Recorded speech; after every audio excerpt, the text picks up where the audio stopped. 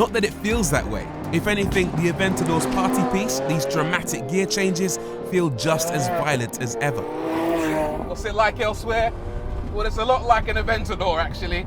Got very meaty steering, still quite direct despite being all-wheel drive, not bristling with feel and feedback.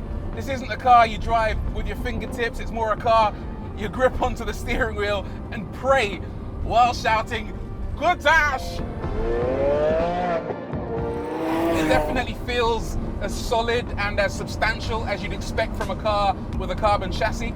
There's loads of grip from these enormous tyres. I don't think it would be quite as quick as an Aventador SVJ through the corners, particularly because it doesn't have the ALA aerodynamics that the SVJ does. However, based on the fact it's got significantly more power than the SVJ, I think the Countach is the quicker car in a straight line by some margin.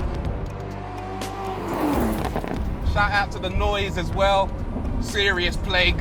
It's got all the pops and bangs that you'd expect on the downshift, on the upshift.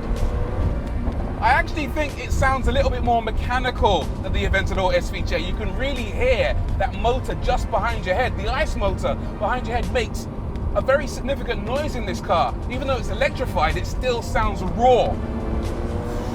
And that exhaust,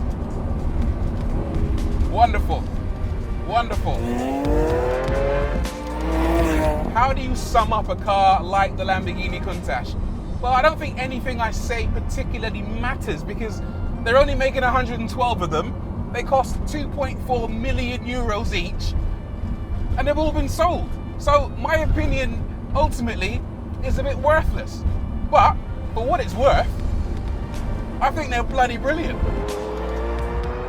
I will say this, the original Countach was one of the most polarizing, divisive, and spectacular cars ever to grace the face of the planet. And this hyper-modern, hyper-exclusive reimagining, trust me, it's a chip off the old block.